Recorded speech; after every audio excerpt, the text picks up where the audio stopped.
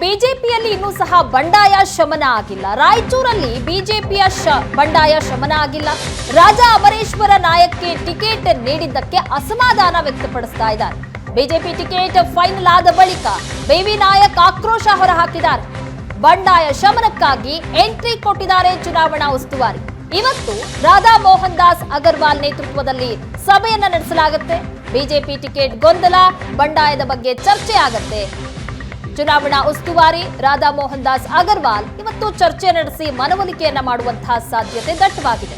ರಾಯಚೂರು ಬಿಜೆಪಿಯಲ್ಲಿ ಇನ್ನೂ ಸಹ ಬಂಡಾಯ ಶಮನ ಆಗಿಲ್ಲ. ಹಾಗಾಗಿ ಈಗ ಚುನಾವಣಾ ಉಸ್ತುವಾರಿಯೇ ಎಂಟ್ರಿ ಕೊಡ್ತಾ ಇದ್ದಾರೆ.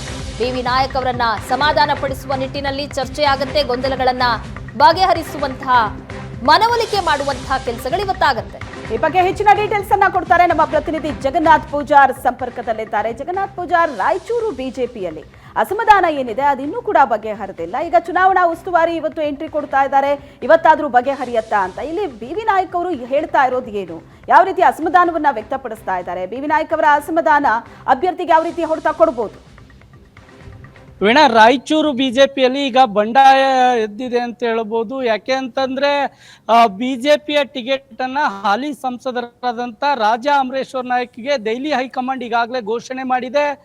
ಬಿಜೆಪಿ ಅಭ್ಯರ್ಥಿ ಈಗಾಗಲೇ ಎಲ್ಲಾ ರೀತಿಯ ಪ್ರಚಾರವನ್ನ ನಡೆಸ್ತಾ ಇದ್ದಾರೆ. ಆದ್ರೆ ಬಿಜೆಪಿಯ ಟಿಕೆಟ್ ಆಕಾಂಕ್ಷಿಯಾದಂತ ಬಿವಿ ನಾಯಕ್ ಅವರು ತನಗೆ ಟಿಕೆಟ್ ಸಿಗುತ್ತೆ ಅನ್ನುವಂತ ಆಕಾಂಕ್ಷಿ ಇಟ್ಕೊಂಡಿದ್ರು. ಟಿಕೆಟ್ ಸಿಗುತ್ತೆ, ಫೈನಲ್ ಆಗುತ್ತೆ, ನನ್ನ ಹೆಸರು ಕೇಳಿ ಬರುತ್ತೆ ಅನ್ನುವಂಥ ಕ್ಷೇತ್ರದಲ್ಲಿ ಮಾತುಕತೆ ಕೂಡ ನಡೀತಾ ಇತ್ತು. ಹಾಗಾಗಿ ಕೊನೆ ಕ್ಷಣದಲ್ಲಿ ಬಿವಿ ನಾಯಕ್ಗೆ ಟಿಕೆಟ್ ಕೈ ತಪ್ಪಿತ್ತು.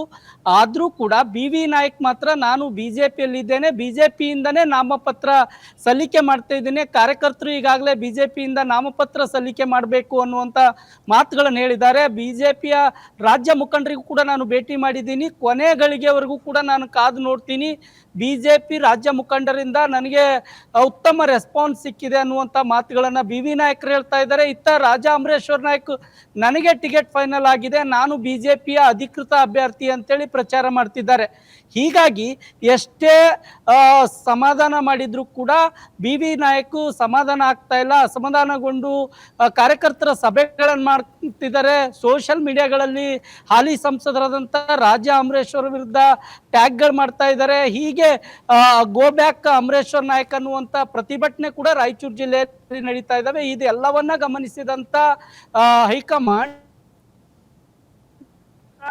ರಾಧಾ ಮೋಹನ್ ದಾಸ್ ಅಗರ್ವಾಲ್ ಅವರ ನೇತೃತ್ವದಲ್ಲಿ ರಾಯಚೂರಿನ ಖಾಸಗಿ ಹೋಟೆಲ್ ಅಲ್ಲಿ ಸಭೆ ನಡೀತಾ ಇದೆ. ಆ ಸಭೆಯಲ್ಲಿ ಬಿಜೆಪಿಯ ಪ್ರಮುಖ ನಾಯಕರು ಮತ್ತು ಬಿವಿ ನಾಯಕರು ಕೂಡ ಭಾಗವಹಿಸ್ತಾರೆ ಅನ್ನುವಂತ ಮಾತುಗಳು ಕೇಳಿ ಬರ್ತಾ ಇದಾವೆ. ಸಭೆಯಲ್ಲಿ ಬಹುತೇಕವಾಗಿ ಬಂಡಾಯ ಎದ್ದಿರುವ ಸಮಾಧಾನ ಮಾಡುವಂತ ವಿಚಾರ ಕೂಡ ನೋಡ್ಬೇಕು ಸಮಾಧಾನ ಆಗ್ತಾರಾ ಅಂತ. Thank you so much Jagannath, ನಿಮ್ಮೆಲ್ಲ ಡೀಟೇಲ್ಸ್ಗೆ.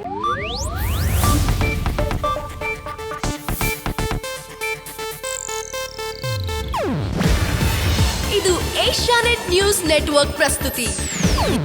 ನೀವು ನೋಡ್ತಿದ್ದೀರಾ ಏಷ್ಯಾನೆಟ್ ಸುವರ್ಣ ನ್ಯೂಸ್.